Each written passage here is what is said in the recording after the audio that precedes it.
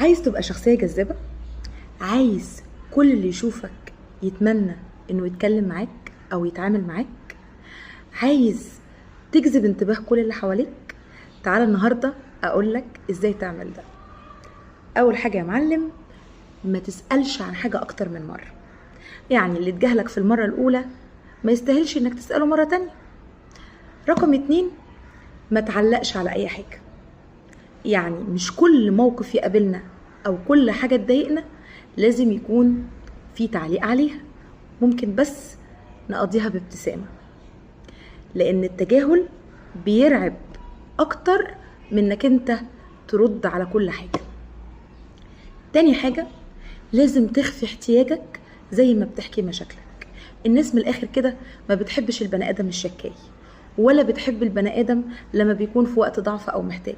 الناس دايما بتحب الشخص القوي اللي عنده شخصية، الشخص اللي ما يعرفوش عنه حاجة، الشخص اللي دايما بيدي، اللي صحته كويسة، شكله كويس، ماديا كويس. ده اللي الناس بتحبه.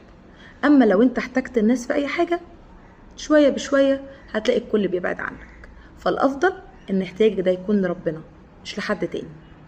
تاني حاجة، احفظ كرامتك. اللي هتاخده من غير كرامة هو اللي هتاخده بكرامتك، لان رزقك مكتوب، ربنا اللي بيديهولك مش حد تاني. فكرامتك ثم كرامتك ثم كرامتك. اوعى تتنازل عن كرامتك علشان تاخد حاجة، لانك برضو مش هتاخدها، مش هتاخد حاجة غير انك انت خسرت كرامتك. خلي حضورك تقيل وغيابك مؤثر. يعني ما تبقاش متوفر طول الوقت، مش طول الوقت موجود. لازم يكون حضورك ليه قيمة، الناس تستنى حضورك، مش على طول متاح. ما تبررش كتير، لان اللي هيفهمك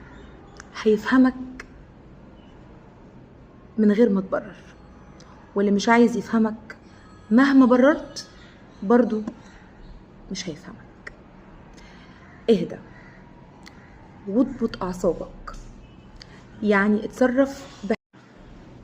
اتصرف بحكمة. وقت المشكلة او وقت العصبية هو ده اللي بيبين الشخصية القوية.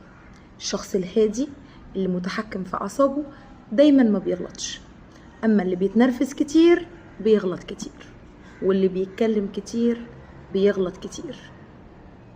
اخر حاجة، احفظ اسرارك، لان مش كل صداقة دايما ومش كل الناس بنثق فيهم.